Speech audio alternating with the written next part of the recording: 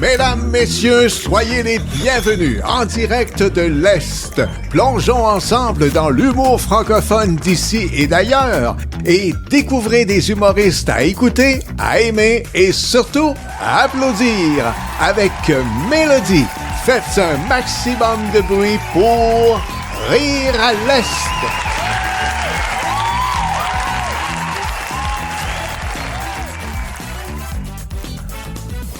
Aujourd'hui, pour le podcast Rire à l'Est, j'ai le plaisir de recevoir un invité, un humoriste qui va venir par chez nous au mois d'octobre prochain. Il s'appelle Jérémy Demé. Salut Jérémy. Bonjour Mélodie.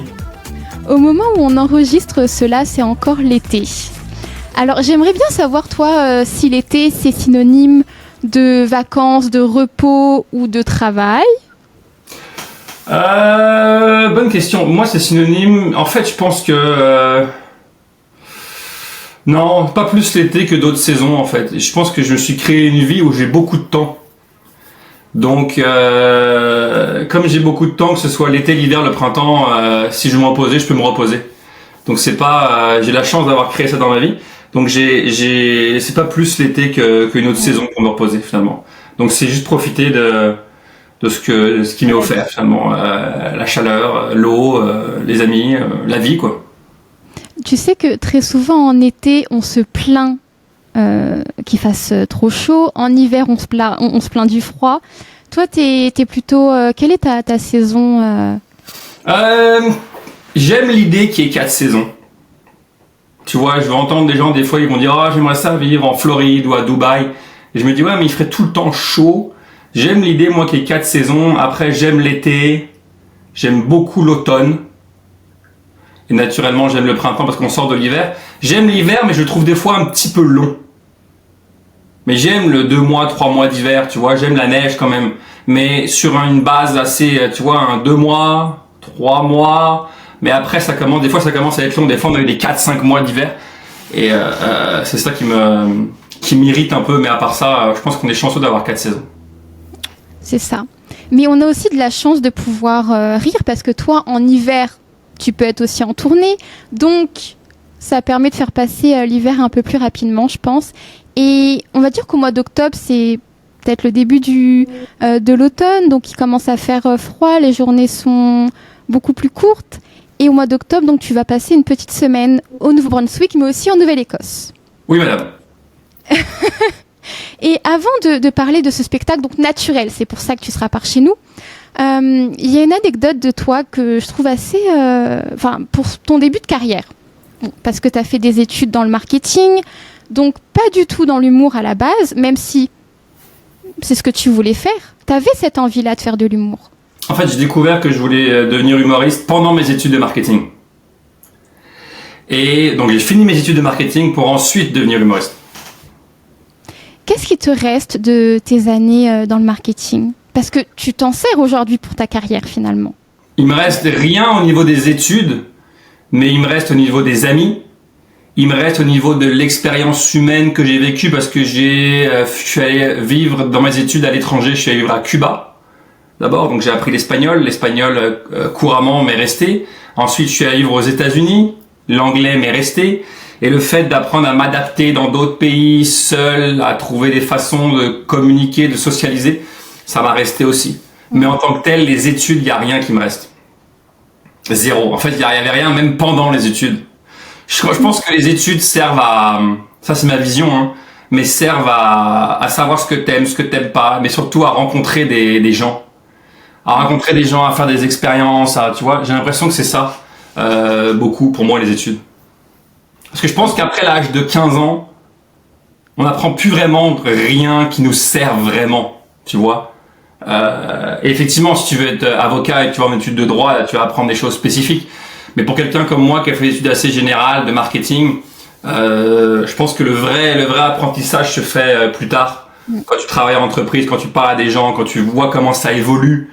Parce que ce qu'on apprend à l'école, puis la réalité, je pense qu'il y a souvent un gap. Surtout au niveau du marketing, ça évolue tellement vite. Donc, je pense que c'est vraiment la vie qui va nous apprendre. Et puis apprendre par soi-même, tu sais. Moi, j'aime, encore aujourd'hui, j'ai 42 ans, et j'aime encore apprendre des nouvelles choses, seul. Il y a tellement de moyens d'apprendre aujourd'hui avec YouTube, avec des plateformes On peut apprendre plein de choses. On peut tout faire. Aujourd'hui, tout est à un clic d'apprendre quoi que ce soit. Donc, moi, je suis le genre de gars-là, à vouloir continuer à apprendre. J'ai beaucoup plus appris dans les 15 dernières années que pendant mes études. Quels sont les sujets justement qui t'intéressent en règle générale? Les sujets que tu pourras en parler pendant 3 heures par exemple? Écoute, bonne question. J'aime beaucoup le domaine de la santé en général, physique, émotionnelle, etc. C'est un sujet qui me fascine beaucoup, que je creuse depuis plusieurs années. Le soccer me plaît beaucoup. J'aime parler soccer, j'aime parler argent. Je trouve que c'est un bon sujet, l'argent. On jalouse un peu les gens qui ont de l'argent au Québec. Il y a un peu un truc tabou pour beaucoup de gens. Mais j'ai l'impression que plus on parle de ce qui est tabou et moins c'est tabou. Et je pense que l'argent est tabou parce qu'on décide de pas en parler. C'est un peu comme le sexe. Plus on parle de sexe de façon respectueuse, cool, drôle, et plus je pense que ça devient simple et beau. Et je pense qu'on a besoin de ça, de parler des choses pour qu'elles se je sais pas, c'est un mot que je vais inventer là, mais détabouifisent. Désacraliser peut-être? Désacraliser. Tu vois, j'en parlais avec un ami il y a pas longtemps, on parlait d'argent. Un ami qui est médecin. Et il me disait, moi, j'aime pas parler d'argent. Et je dis, je comprends que t'aimes pas parce que souvent, il y a un malaise, tu penses que les gens vont t'envier, ils vont te jalouser, ils vont, tu vois, changer leur perception de toi. Mais je dis, je pense que c'est plus on en parle et plus les choses deviennent, puis on en a parlé pendant 1 heure, 1 heure et demie. Et c'était un sujet comme si on parlait de rochers ou d'herbes ou de voitures ou de poubelles. Tu comprends? C'est devenu quelque chose de tout à fait banal. Et ça fait du bien de rendre les sujets un peu tabous banals, parce que ça nous permet d'apprendre, de s'ouvrir, de voir comment les choses fonctionnent, etc. Quoi faire, pas faire. Donc voilà, c'est mon genre, moi, de parler de tout. J'ai aucun sujet, moi, aujourd'hui, qui est tabou pour moi. Est-ce que ça a toujours été le cas pour toi? Non. Ok. Non, je pense que j'ai appris à le faire. J'ai appris en faisant de la thérapie, j'ai appris à aller dans des zones qui me gênaient beaucoup, des zones que je voulais pas parler, que je voulais cacher, même à moi-même. Et en le faisant, j'ai réalisé, en fait, je le fais, je vois que ma thérapeute le prend normal, parce que je suis pas le premier de qui elle entend ça. Et ça m'a donné confiance pour voir que plus je rentre dans des sujets difficiles, et plus ces sujets difficiles deviennent faciles à parler, tu vois. Plus on rentre dans l'inconfort, plus ça devient confortable. J'ai l'impression. J'aimerais qu'on revienne alors à la période justement où tu devais être en train de faire tes études, il me semble. La première fois que tu es monté sur scène, c'était dans un bar. Ouais, dans un bar dans le sud de la France, à Marseille, une ville que tu connais forcément, vu que tu es française. Et c'était dans un bar où il y avait personne. Je pense que c'était un lundi soir. On est juste 2-3 amis. Et il y a un monsieur derrière qui boit une bière. Le bar est vide. Il est quand même assez gros, mais il est vide.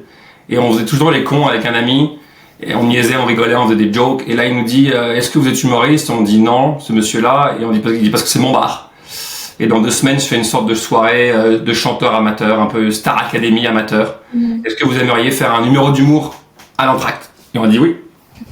Et on est venu. On l'a fait, puis je me rappelle encore, c'est devenu vraiment une révélation pour moi. C'est devenu évident que c'est ça que j'allais faire de ma vie. Mais est-ce que vous étiez en train de faire des blagues là entre amis pour que ce directeur de bar vienne vous voir et vous poser cette question-là?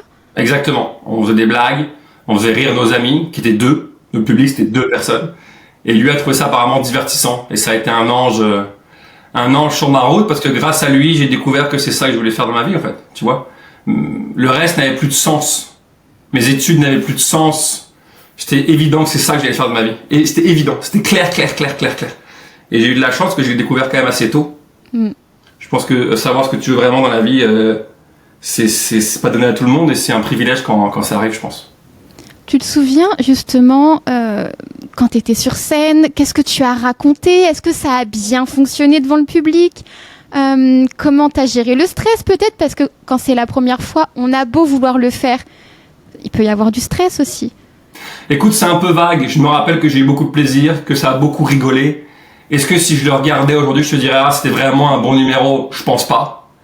Mais sur le moment, je me rappelle du sentiment. Je me rappelle de l'état d'être, qui était de la joie, de la reconnaissance et du plaisir. Je me rappelle de ça, en fait. Mais après, est-ce qu'on a dit et c'était bon ou pas? Je pense pas. Je pense pas que c'était bon dans le grand ordre des choses de l'humour, mais c'était assez bon pour faire rire les gens à ce jour-là. Assez drôle pour se dire, c'est vraiment un bon feeling de faire ça. Parce que toi, donc, t'as pas fait d'école d'humour. Non. T'as juste appris sur le tas. Ouais. Justement, comment t'as appris aussi à écrire les blagues, à la structure Est-ce que t'as demandé conseil à d'autres humoristes ou finalement t'as appris en montant sur scène et en faisant peut-être des erreurs? Je pense que la meilleure chose qu'on puisse faire, c'est l'expérience. Je pense que c'est la meilleure chose qu'on puisse faire, c'est vivre. Alors regarder les autres, voir ce qu'ils font pas, ce que t'aimes pas, et ensuite y aller, expérimenter. Comme n'importe quoi en fait. Je pense qu'on peut tout apprendre en regardant les autres, en posant des questions, en écoutant et en pratiquant. Tu vois, je pense que n'importe qui peut devenir très bon en piano demain matin, en prenant des questions, en faisant des tutos. N'importe qui peut devenir très bon dans n'importe quoi s'il met le temps et le focus dessus. Comme je te dis, tout est accessible aujourd'hui, donc voilà, j'ai appris en montant sur scène et en faisant. Quand tu montes sur scène, justement, je sais que tu as déjà posté plusieurs vidéos sur tes réseaux, mais des courtes vidéos, quoi, de moments d'impro avec le public. Mais est-ce que tu as tendance à te filmer ou t'enregistrer pour ensuite pouvoir les réécouter ou les revoir pour te juger? Est-ce que tu fais ça? En fait, je filme tous les shows parce que je sais que je vais improviser. Et donc ensuite, je monte. Tu vois, ça c'est quelque chose que j'ai appris aussi, avec un logiciel de montage, à faire le montage moi-même. Et ensuite le poster sur mes réseaux sociaux moi-même. Donc oui, je filme tous les shows, pas pour me regarder, pour prendre des moments d'improvisation et pouvoir les mettre sur les réseaux sociaux. Oui, parce que tes petites vidéos justement d'impro, elles sont assez courtes. Hein. Ouais. C'est quoi, 2 minutes max? Ouais, même pas, entre 1 minute et 1 minute 30 en général. Et je pense que j'ai besoin de te poser la question maintenant. T'as quoi avec les matantes? À chaque fois dans toutes les vidéos, il y a ça. Je veux savoir. C'est marrant. J'ai quoi avec les matantes? J'ai rien en fait. C'est marrant parce que le mot matante, c'est un mot qui est vu négativement au Québec. C'est péjoratif et moi j'ai jamais compris pourquoi. J'explique dans le spectacle, je dis qu'une matante pour moi c'est une femme qui aime rire, qui aime boire, qui aime chanter, qui aime danser. Et je pense que la matante c'est un rayon de soleil au Québec, tu vois. C'est un trésor québécois. Et donc j'aime appeler les dames qui ont l'air de ma tante. Parce que je sais pas, c'est quelque chose que j'ai entendu en arrivant ici, ma tante, mon oncle, et je trouve ça, pour moi, c'est un terme affectif.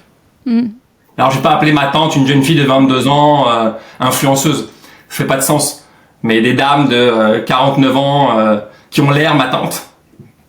Eh ben, je sais pas, pour moi, c'est une façon de connecter, c'est une façon de créer une proximité, qui est pour moi très affective, tu vois. Il y a rien de péjoratif là-dedans dans ma bouche. Et tu fais monter quelquefois justement ces femmes sur scène à certains moments. Est-ce que ça t'arrive régulièrement de faire monter des personnes sur scène? Ouais, quasiment tous les shows. J'ai commencé à le faire et je trouvais que c'était agréable. Vraiment, j'aime faire participer les gens. J'aime que les gens ne viennent pas voir un show, mais viennent vivre un moment.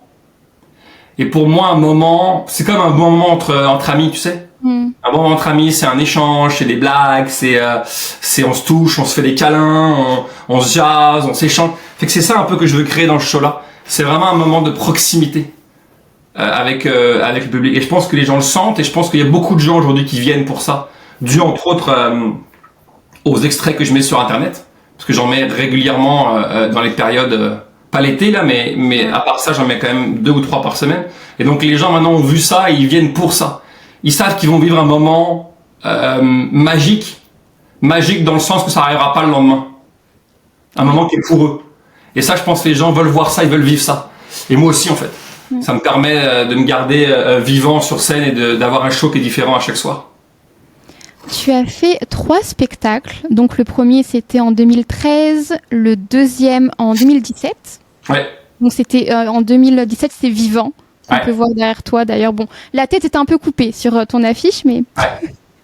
Et ensuite 2022, Naturel, parfait. Et il y a celui-là. Ouais. Naturel, c'est celui que tu tournes actuellement. En général, les tournées elles durent plusieurs années, 2-3 ans. Donc déjà, c'est hyper long. Et ensuite, en fait, est-ce que le spectacle reste le même pendant ces 2-3 années? Parce que parfois, tu peux te lasser. Toi, tu connais ton spectacle par cœur, tu vois. Bon, le public, eux, c'est peut-être la première fois qu'ils le découvrent en te voyant, mais est-ce que ton spectacle va, comme, tu sais, évoluer un petit peu Je pense que ce qui évolue, non, une fois qu'il est lancé et qu'il est rodé, il évolue plus. Par contre, comme je te disais, ce qui change à chaque fois, c'est les moments d'improvisation. Et des fois, ça peut être une demi-heure. Donc, possiblement, il y a une demi-heure si tu reviens d'un soir sur l'autre, possiblement, t'auras une nouvelle demi-heure le lendemain. Possiblement. Selon ce qui se passe dans la salle, selon si je suis en forme, selon si le public est en forme. Donc, ça, par exemple, ça change tous les shows. 100%. Mais le show en tant que tel, la base, n'en change pas. Et même alors, surtout ces dernières années, mais dans tout ce que tu fais, tu mets évidemment l'être humain au cœur de tout ça. Tu t'inspires beaucoup, notamment de tes expériences à toi, de ce que tu vis aussi. Où je vais avec cette question-là, c'est une bonne question. Mais je sais que tu as écrit des livres aussi, tu en as sorti 3. Ouais. Donc, le premier livre concorde un peu avec ton deuxième spectacle aussi. Ouais, j'étais à la fin du premier spectacle quand j'ai sorti mon premier livre. Donc, le premier livre, c'était La Liste. Oui. En 2015.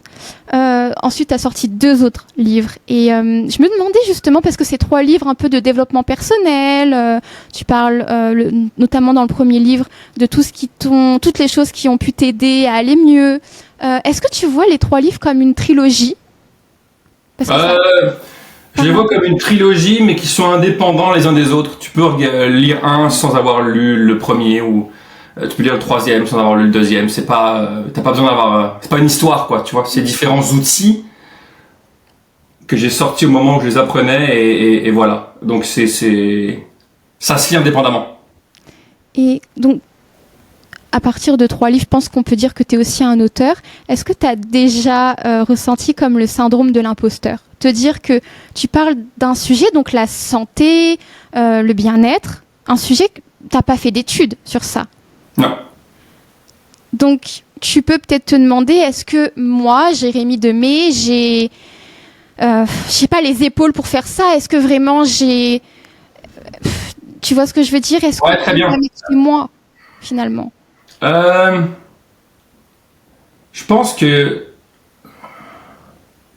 pense qu'un sujet, il n'y a pas forcément besoin de faire d'études pour pouvoir en parler.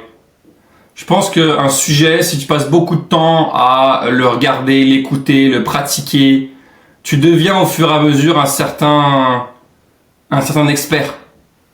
Tu vois? Tu peux devenir un expert en piano, entre guillemets, un très bon joueur de piano, sans faire une école de pianiste.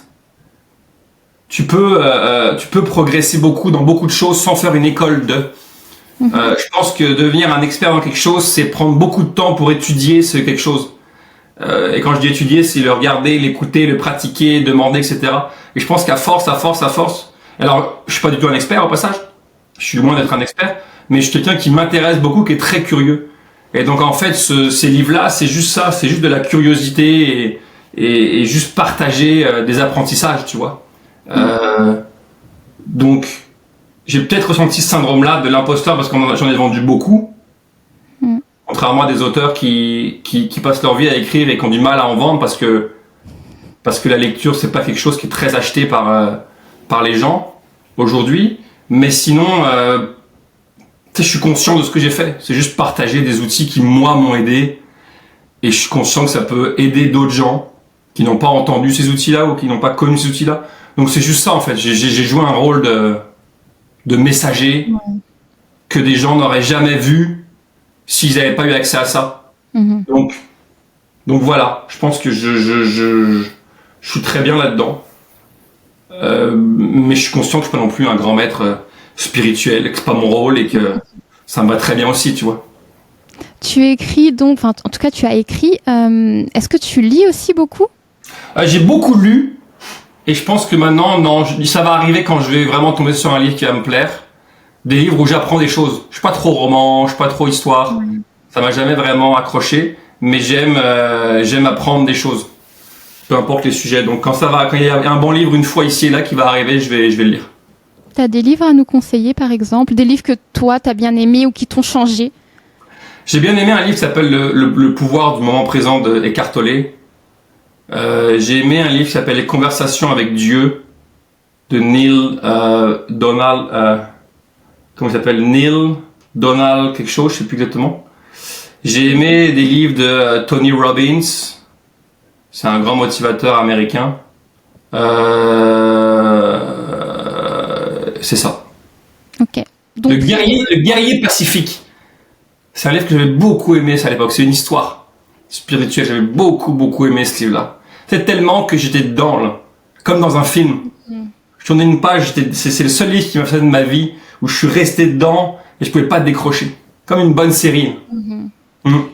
Est-ce qu'on peut s'attendre peut-être à un 4e livre de Jérémy Demé? À un moment, j'y ai pensé et pour l'instant, j'ai pas envie. C'est moi qui parle beaucoup à l'envie. Sur le spectacle, sur ta tournée? Ouais, non, pour l'instant, je suis bien à faire ce que je fais. On peut s'attendre possiblement à une tournée de conférences. Après ce show-là, ça me tente d'aller parler aux gens, voir, voilà. Mais pas ma 4e livre, pas pour l'instant, non.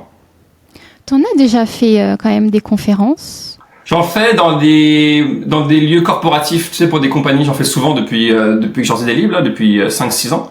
Mais en milieu corporatif. T'as fait aussi un TEDx. Ouais. Donc pareil, tu donnais des conseils, tu parlais de choses que tu avais déjà testées, le yoga, l'hypnose, la méditation. Est-ce que c'est des choses que tu continues encore à faire aujourd'hui? Oui. Je pratique beaucoup d'étirements.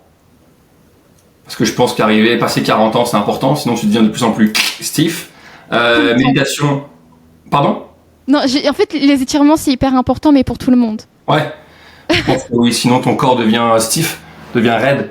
Et puis ouais, pareil pour la méditation, pareil pour les choses de respiration, pareil pour... Je continue à avoir une routine régulière de santé que pour moi est primordiale, tu vois. J'ai besoin de ça pour me sentir bien en fait. Et quand tu es en tournée, et comme là tu seras au mois d'octobre au NB, en Nouvelle-Écosse pendant une semaine, donc loin de chez toi, est-ce que tu arrives à garder comme une routine ou ça change un petit peu quand tu es en tournée? Non, parce que j'ai des hôtels et là-dedans il y a des gyms, donc je peux quand même me garder actif, tu vois. Je peux aller faire des étirements, je peux aller faire du sport, je peux aller courir si j'ai envie. Pardon? Tu prends des douches glacées? Je peux prendre des douches froides si j'ai envie, donc j'arrive à garder une certaine routine, même quand je quitte chez moi. Et pour le show naturel, donc qu'est-ce qui a créé ce spectacle? Qu'est-ce qui t'a donné envie? De quoi tu parles dedans? Davantage de toi, j'imagine? En fait, j'ai réalisé à un moment donné dans ma vie, il y a quelques années, que j'étais pas juste une belle personne. Je pense qu'on a été élevés et conditionnés à être des beaux êtres humains, tu vois, à montrer le beau de nous, à être gentil, sympa, généreux, ouvert, etc. Par amour, tu vois. Je pense qu'on a été élevés comme ça en disant quand je suis gentil avec mes parents, je vais attirer leur amour. Et donc je pense que naturellement la société veut ça aussi, être gentil avec les gens, tu vois, sourire, être cool. Et en fait, je réalise qu'en fait on est des humains, puis dans les humains il y a du beau, mais il y a aussi du moins beau. Et je pense que c'est important dans ce masse social-là de dire non, je suis pas toujours généreux, des fois je suis radin. Je suis pas toujours gentil, des fois il m'arrive d'être un peu moins gentil, tu vois. Je suis pas toujours à l'écoute. Des fois tu me parles, puis honnêtement je m'en fous de ce que tu me dis, tu vois. Donc c'est arriver à accepter qu'en tant qu'humain on est souvent les deux face d'une même pièce et pas se dire qu'on est juste des belles personnes, qu'on a autant de beau que de laid à l'intérieur de nous. Et je pense que c'est ça le fond de ce show-là. C'est ça le sujet de ce show-là. Et voilà. Et donc il y a un vrai plus laisser aller. Et je pense que les gens le ressentent. Ils ressentent. Je pense que je suis de plus en plus authentique en tant qu'être humain et en tant qu'artiste. Et donc j'ai de moins en moins de filtres. Et je pense que les gens aiment ça aujourd'hui. Il y a tellement de fake, il y a tellement de politique, il y a tellement de... Je pense que les gens ont besoin de revenir à quelque chose de plus sincère. Alors il y a des gens qui vont aimer ça, d'autres qui vont pas aimer ça. Mais je pense que les gens qui aiment, ils aiment. Et on le voit parce que les salles sont pleines, les gens viennent. Donc je pense que les gens... et les gens le voient à travers mes moments d'impro. Tu vois que je suis raw, je suis niaiseux, je suis immature, je suis épais, je suis plein de choses. Puis t'aimes ou t'aimes pas. Ça, c'est même pas un débat. Je pense que l'humour, c'est une question de goût. Il n'y a pas à débattre là-dessus. Mais ceux qui aiment, ils aiment parce qu'il y a quelque chose de vrai. Il y a quelque chose de raw. Tu sens pas le fake, je pense. Et même si je suis des fois sur la limite, et ben les gens me le pardonnent parce que ils sentent ma bienveillance. Ils sentent que je suis pas quelqu'un qui est méchant, inconsciemment. Donc ils me permettent beaucoup de choses.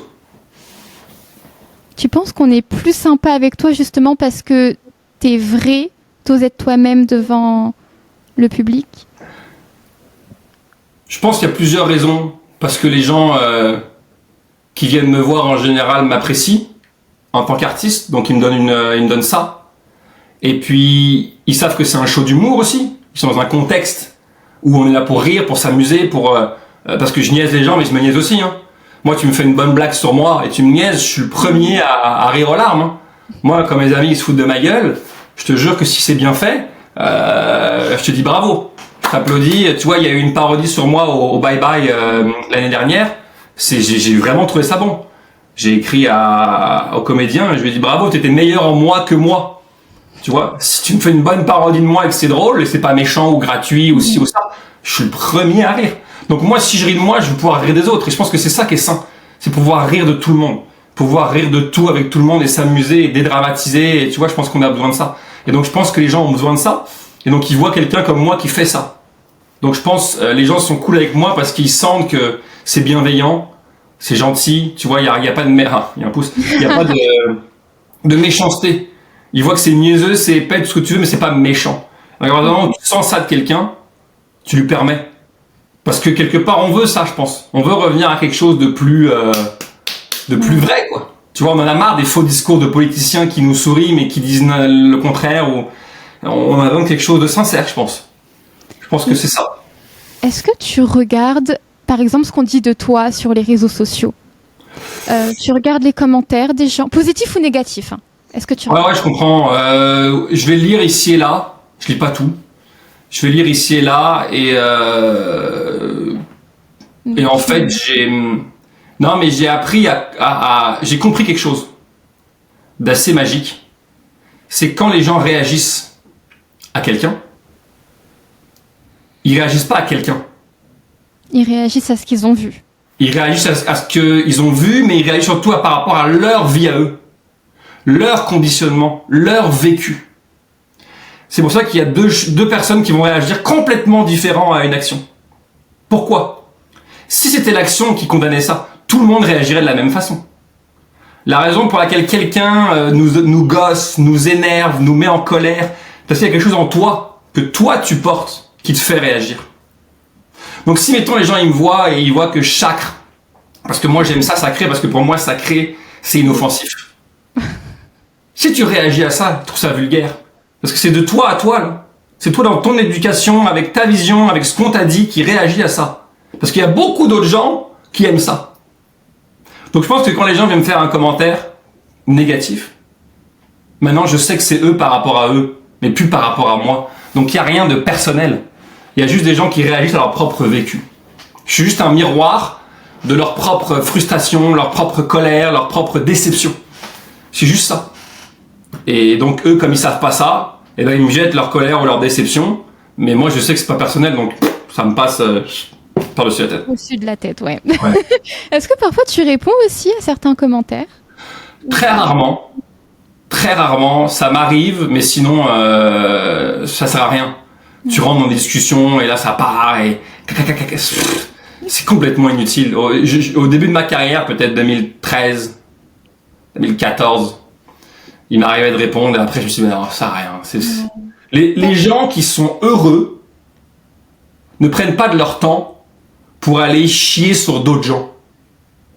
Je vois pas le Dalai Lama prendre de son temps pour aller sur Facebook et faire non, si t'es bien dans ta vie, tu fais pas ça. Tu vois quelque chose, t'apprécies pas, oh, pas mon genre, oh, ça me fait réagir, oh, puis tu continues ta vie. Tu prends pas de ton temps pour aller, tu vois, picosser, ça sert à rien. La raison pour laquelle on blesse les gens par nos mots, parce qu'on est blessé. Tu le sais, t'as un chum, t'as une blonde, et souvent tu vas être méchant avec elle verbalement ou avec lui parce que tu te sens blessé. Et donc tu vas rendre ça. Et ça, c'est ça que j'ai compris. Les gens qui viennent sont blessés par leur propre vécu, comme on l'est tous.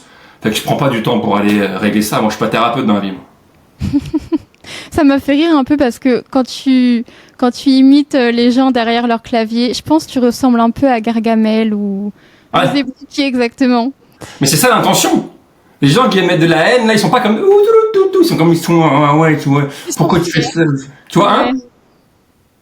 Il y a un côté, c'est leur colère qui ressort. Tu deviens un punching ball de leur propre colère finalement. Mais la colère, elle t'appartient. Hein. Et donc commence à leur dire la colère. J'y m'est arrivé des fois de dire ça. La colère, elle vient de toi. Désolé si t'as vécu des choses qui te font réagir par rapport à ça, mais moi ça me concerne pas. Et puis les gens, c'est au-dessus de leur compréhension. Pas tous, hein, mais certains, ceux qui sont assez énervés pour venir m'écrire, c'est au-dessus de leur compréhension. Je suis le responsable de leur colère. Alors qu'en fait, non. C'est humain quand même de ressentir de la colère. Toi, comment tu gères ces moments-là? Quand tu es en colère ou quand il y a un différend avec quelqu'un, est-ce que tu préfères le régler maintenant ou tu es du genre à penser un peu à la situation et puis tu règles les choses une fois que tu t'es reposé un peu? Je pense que je suis les deux. Des fois, je réagis pour avoir des enfants. Tous ceux qui ont des enfants peuvent comprendre ça. Des fois, je réagis et je me laisse emporter par l'émotion. Et des fois, je suis assez conscient pour dire, ok, là, on est en colère, on va se prendre un break et on se reparle dans 1 heure. Je pense que je suis les deux. Mais surtout, j'ai appris à voir que sous la colère, il y a souvent 3 émotions. Il y a de la fatigue, il y a de la peur ou il y a de la tristesse. Souvent, c'est une des 3. Ou les 3. Ou une des 2. Et donc, quand je suis en colère, je me pose la question, ok, il y a quoi en dessous? Est-ce que je suis fatigué? Est-ce que je suis triste? Est-ce que j'ai peur? Ok, j'ai peur de quoi? Ah, ok, j'ai peur de pas être aimé. Ok, pourquoi j'ai peur de pas être aimé? Ah, parce que ma mère, quand j'étais petit, ah, ok, c'est ça que j'ai. Ok, et là, je me comprends. Et donc là, rentre une discussion avec moi d'abord, qui est constructive, et avec l'autre, qui devient constructive. Mais l'autre n'est jamais responsable de comment je me sens. Jamais. Tu disais donc, je vais revenir au fait que tu as une routine, tu médites, etc. Est-ce que tu pratiques la visualisation aussi? Ouais, en fait, la visualisation pour moi. Je m'explique. Je pense que si tu veux que les choses changent dans ta vie, il faut que tu changes toi. Je pense que tout part de nous. Et donc j'ai compris que si je veux voir apparaître des choses dans ma vie, il faut que je change moi en tant qu'humain. Dans ma façon de penser, dans ma façon d'agir, dans ma façon de me sentir. Et donc si je veux que les choses changent, il faut que je change. Donc je pense que je m'imagine moi en tant que la version 2.0 que je veux devenir. Est-ce que c'est plus calme? Est-ce que c'est plus posé, plus souriant, plus heureux, plus en forme, plus souple, plus ci, plus ça?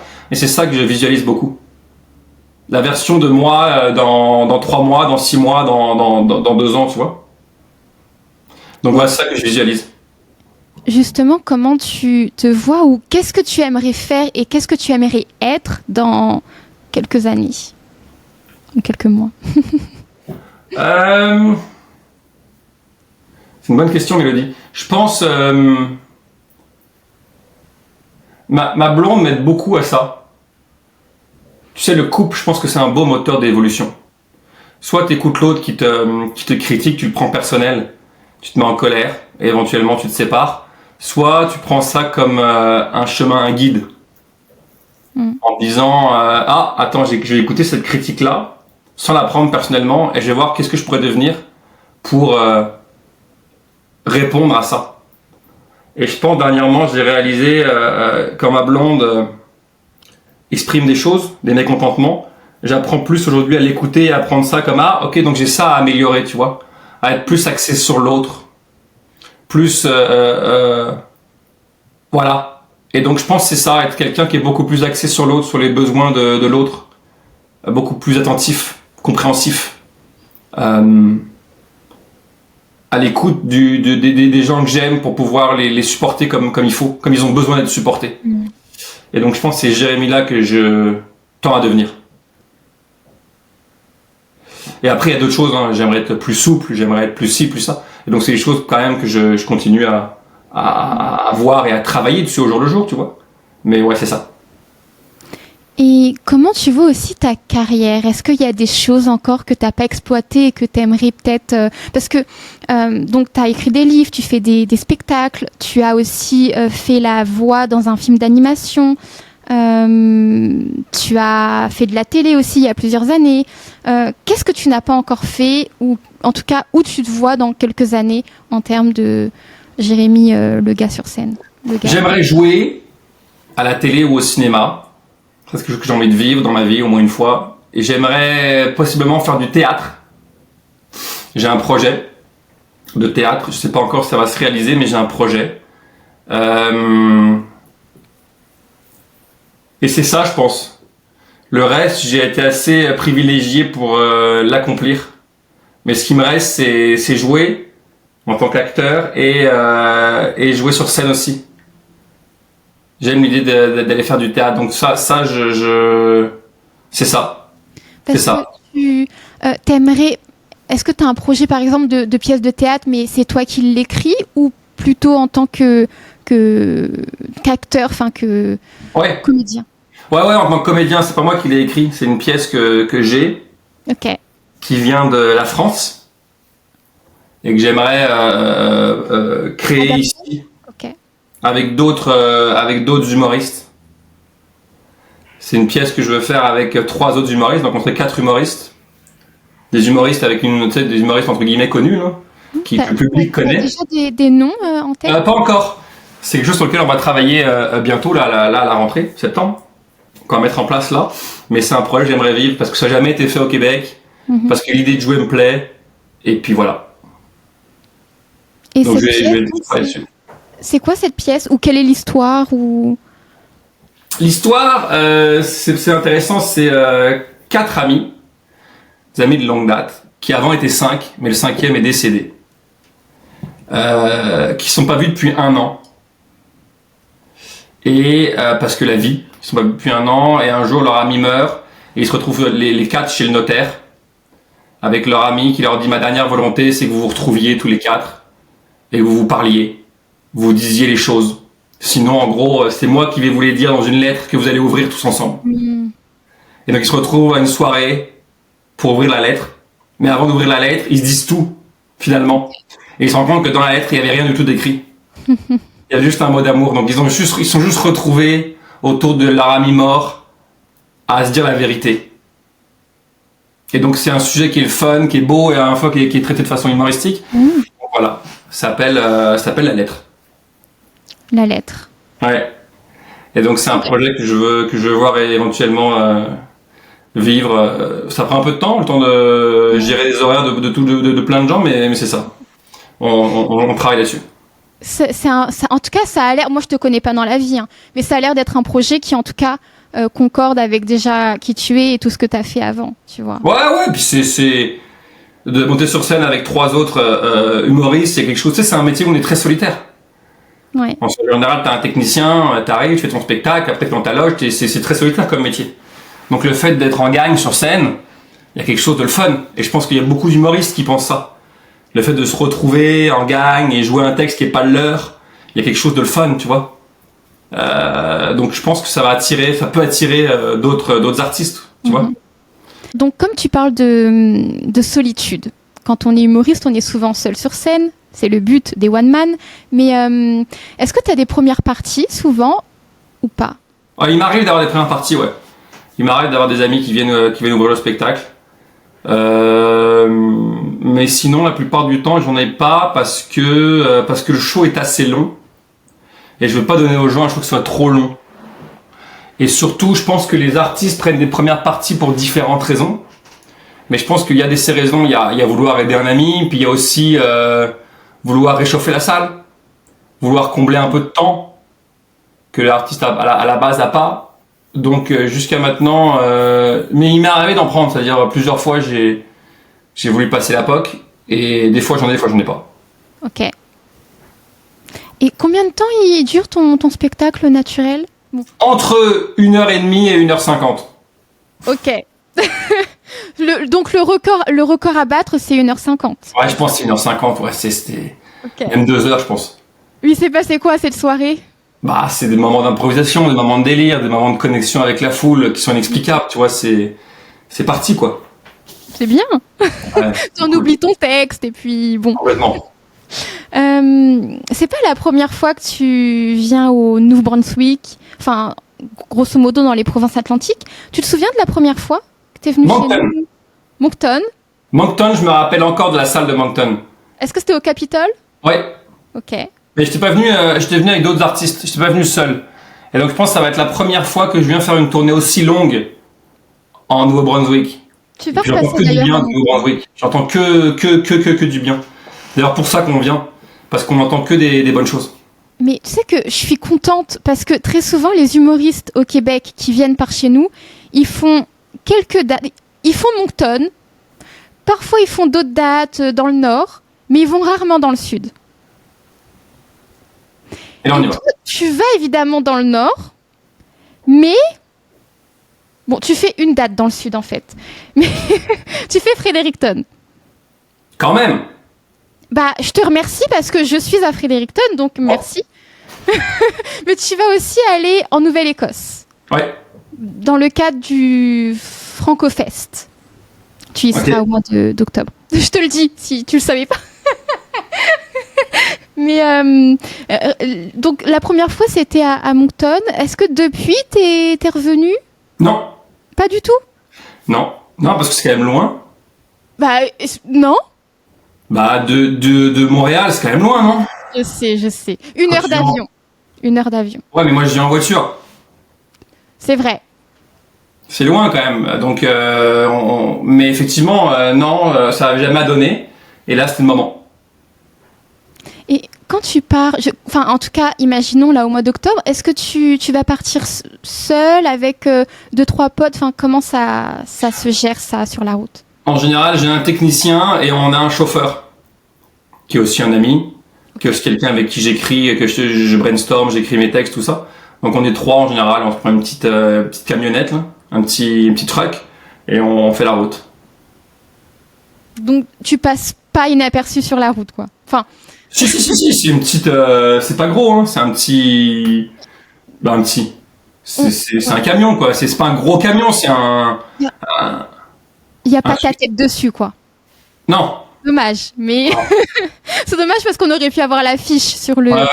Non. Qu'est-ce que je voulais te dire déjà? C'est pas grave, j'ai oublié. Mais quand tu es sur la route, justement, quand tu fais des spectacles, pas forcément sur la route, hein, ça peut être aussi proche de chez toi, mais est-ce que le fait d'être en tournée, ça t'inspire pour écrire peut-être pour un prochain spectacle? Comment t'écris? Est-ce qu'il faut que tu te mettes à ton bureau et que tu te mettes dans l'ambiance de l'écriture, ou tu t'inspires un peu de n'importe quoi? Comment t'écris? Avec un stylo. Je pense que c'est quand ça vient. Moi, je suis pas le genre à m'asseoir et vouloir écrire des blagues. C'est quand ça vient sur la route, ça vient chez moi, ça vient. Il n'y a pas de moment. C'est quand ça vient et il n'y a pas d'explication à ça. Ça peut être le soir très tard, le matin très tôt. Là, tu vois, il y a quelques mois, je me suis assis à mon bureau. J'avais rien toute la semaine. Je me suis assis à mon bureau et j'ai écrit une partie du show d'après. Et voilà, c'est quand ça vient. C'est ça mon truc. Il n'y a pas d'autres sujets. C'est quand ça vient. Et je veux pas t'expliquer autre chose que ça. Et donc, c'est quand ça vient. C'est sur la route, à l'hôtel, au restaurant, quand ça vient. Okay. J'ai une expression en tête, mais elle est un petit peu vulgaire, donc je vais la garder. Comme tu veux. Moi, je m'en fous. Ça te prend comme une envie de pisser. Ah ouais, c'est pas si vulgaire, la Mélodie. On a différents niveaux de vulgarité, toi et moi.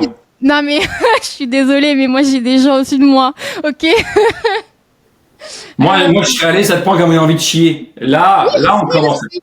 Aussi, bah c'est un petit peu pareil. Hein. Mais je le dirai pas par respect pour les gens qui sont au-dessus de toi. Trop tard. Mais donc, ok, ça te prend un petit peu n'importe où, n'importe comment, ok. Mais tu disais que tu avais commencé à écrire des petites choses pour ton prochain spectacle. Ouais. Est-ce que ton prochain spectacle, comme ça sera dans la lignée, genre tu continues à parler de toi, ou tu dis soyons fous, je vais parler de complètement différentes. J'ai pas de cadre. J'écris ce qui me fait rire. Et c'est tout. Il y a pas de cadre, il y a pas de sujet, il y a pas de. J'écris ce qui me fait rire et après je mets tout ensemble et j'en fais un spectacle. Un schmilblick, ok. Ouais, voilà, il y a pas de cadre. Jamais. Et ça a toujours été comme ça pour tous tes spectacles? Ouais. Je pense que j'ai dit d'un numéro, je fais un numéro, un deuxième, après, Et après, je mets tout ensemble et je vois s'il y a un lien, je vois ce que ça va être, je vois, tu vois. Ça, je décide pas en fait. C'est un peu comme si c'est le show qui est là, qui décide et qui vient à travers moi. Et je dis ce que je décide pas. Je décide pas. Et c'est quoi pour toi, Jérémy, une bonne blague? Une blague qui fait rire. Bien sûr. C'est tout. C'est tout? C'est tout. C'est tout. Faut arrêter pour moi de s'énerver avec les oui, mais c'est déjà vu. Oui, mais tu peux mieux faire. Oui, mais non. Non. Est-ce que les gens rient? Oui. Peu importe le sujet, là. Qu'elle soit compliquée, la blague, qu'elle soit simple. Est-ce que les gens rient? Est-ce qu'ils passent un bon moment? Parce que les gens payent pour ça à la base, là. Ils payent pour passer un bon moment. Alors si tu veux faire de l'humour et être le gars le plus... un humour de la NASA américaine, hein, de scientifique, go. Mais est-ce qu'il passe un bon moment? Est-ce qu'il rit? Est-ce qu'il sort de là la rate dilatée, le cœur ouvert en disant ah putain on a passé un bon moment, putain il est con, oh, putain il est con. Est-ce que c'est ça pour moi le seul? Le reste c'est de la bullshit mentale. Le reste c'est du branlage d'ego de gens du plateau là, au Québec, tu comprends? Est-ce que c'est drôle? C'est tout. C'est comme si t'es joueur de soccer ou de hockey. Est-ce que la puck, elle rentre dans le net? Si tu veux la faire rentrer sur un patin, les yeux fermés, avec un casque qui est par terre, go! Si tu mets 70 buts par année, on s'en fout. Y a pas le style, c'est pour les critiques et pour les branleux d'ego et de gens qui ont que ça à faire. Mais en vrai, est-ce que c'est efficace? C'est tout. Même. Pour moi, c'est ça la vraie question. C'est est-ce que c'est drôle? Et quel humoriste te fait rire? Quel humoriste t'apprécie ou que t'aimerais voir sur scène? Moi, j'aime bien, au Québec, Dominique Paquette. J'aime bien Simon Gouache. J'aime bien Simon Leblanc. Mm-hmm. J'aime bien Jean-Marc Parent. C'est ça. Ok. Et comment tu définirais d'ailleurs ton style Je sais que c'est une question compliquée, mais ton style d'humour, comment tu pourrais le définir? Oh, je sais pas, franc, niaiseux, immature. Tout ce qu'on aime, quoi. Profond, joyeux, épais. Est-ce que pour toi, dans un spectacle, le plus important, c'est le rire, ou tu t'autorises à, parfois, ne pas avoir de blague, mais avoir un message? Je pense qu'il y a un fond dans mes spectacles tout le temps. Le fond est là, mais effectivement, le plus important, c'est que les gens rient, ouais. Ouais, j'ai envie qu'ils passent une bonne soirée, qu'ils passent de là le cœur léger et qu'ils aient envie de revenir, à la limite. Et en plus, tu dis envie de revenir, mais c'est vrai qu'on ne sait pas quand sera la prochaine fois que tu viendras par chez nous. Exact. Qu'est-ce que tu aimerais dire au public néo-écossais et néo-brunswickois pour déjà passer une belle soirée et ensuite que tu puisses revenir par chez nous?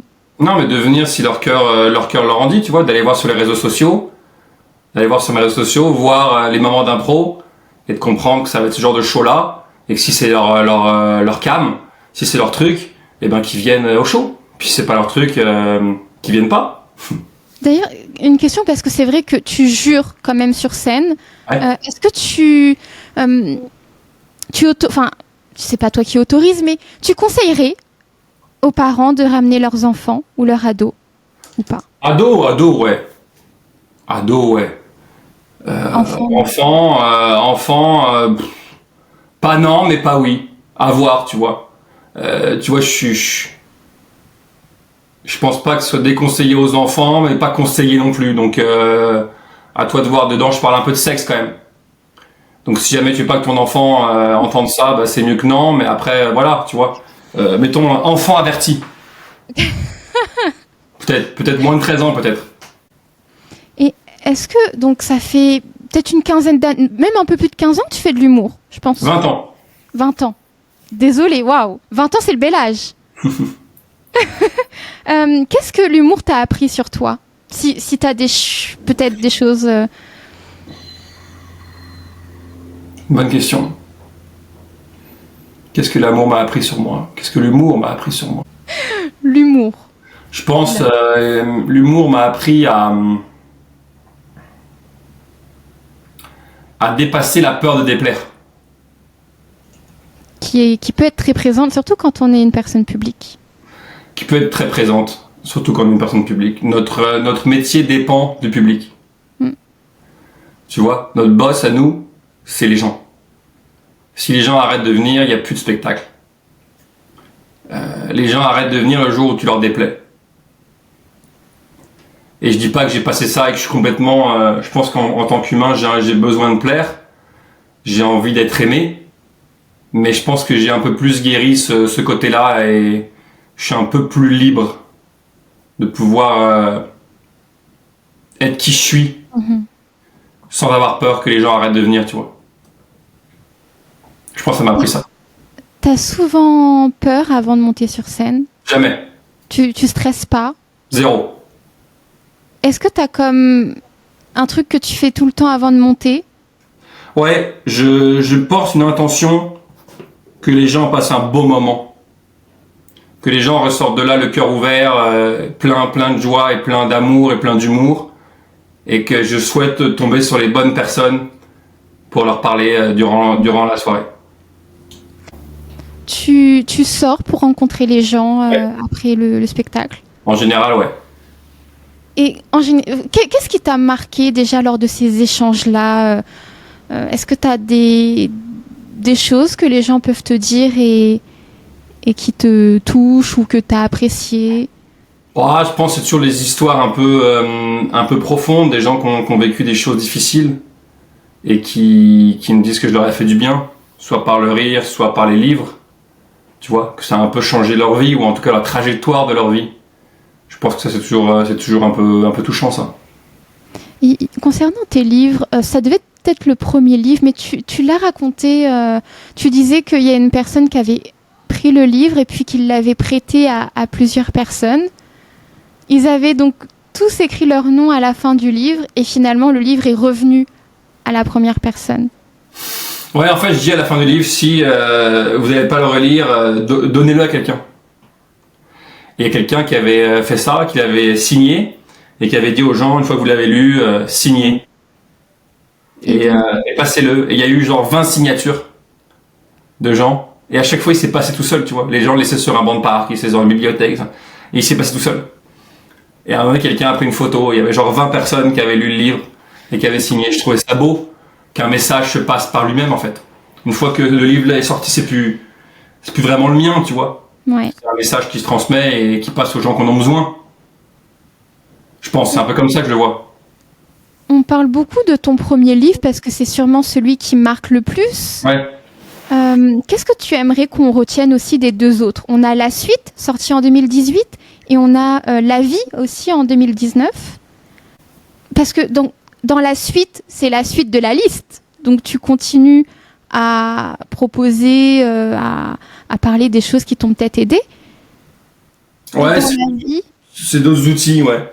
Et dans La Vie, c'est un échange avec un ami qui m'a marqué, qui a changé ma vision de ce que je suis, justement, qui m'a appris à voir que je n'étais pas juste un bel être humain, mais un humain avant tout. Et donc je pense que les deux premiers se ressemblent et le troisième est complètement différent parce que c'est un échange entre deux amis. Mais je pense, comme je te dis, ils sont tous complémentaires et t'apprends des choses différentes. Donc si t'aimes ce genre-là et que t'aimes mon écriture, en général, tu vas être servi, quoi. Si t'aimes ce genre de livre-là. Est-ce que tu prends bien les compliments ou ça te dérange? Et quel est le meilleur compliment qu'on ait pu te faire? Le compliment qui t'a marqué? Ma fille qui me dit que je suis un bon papa. C'est le meilleur des compliments. C'est le plus grand. Ça restera le plus beau. Et tu réagis comment quand elle te dit ça? Parce que, à mon avis, ça doit. Tu sais, parfois les compliments, ça. Tu sais, on les sort un peu comme ça, tu vois. Il n'y a pas de préparatif avant. Très frontal. Ouais, non, je pense que je les prends bien en général. Et je pense que les plus beaux viennent de mes enfants. Parce que j'ai rien fait de plus beau que faire des enfants. Et voilà, c'est ce qui me touche le plus. C'est ce qui va droit dans mon cœur. Parce qu'aujourd'hui, il n'y a rien de plus important que mes deux petites filles. Voilà quoi, ça me touche. Si tes enfants, si tes deux filles décident de faire de la scène, comme toi, tu sais les backstage, tu sais que ça peut être compliqué. Tu les guiderais vers cela ou tu leur dirais de faire autre chose? Moi, je leur suggère fortement de devenir influenceuse pour rester dans la superficialité. Non, bien sûr que non, mais peu importe ce qu'elles voudront faire, je les encouragerai. Peu importe ce qu'elles me diront dans leur vie, je pense que, à moins la phrase « j'ai tué ta mère »,« j'ai tué maman », Je comprends. là, je sais pas comment je réagirais, mais peu importe ce qu'elles seront, autant dans leur métier que sexuellement, que ci, que ça, je pense que je serais assez ouvert pour tout encourager. Alors, est-ce que je vivrais tout bien? Je le sais pas. Tu vois, il y a plein de choses, je pense que j'aurais du mal à prendre, mais je serais quand même personne pour les empêcher de vivre leur vie. Et tu vois, moi que ma fille devienne influenceuse, est-ce que je vais aimer ça? Je sais pas. Je suis pas sûr. Tu peux gagner beaucoup d'argent si tu fais des collabs avec des marques. En fait, ça dépend quelle heure d'influenceuse tu deviens. Tu vois, si tu montes tes seins et ton cul, je suis pas fan. Après, si une bonne créatrice de contenu, tu fais des choses, le fun, t'apprends aux gens, là c'est différent. Là c'est notre game. Je pense que ça dépend quel genre.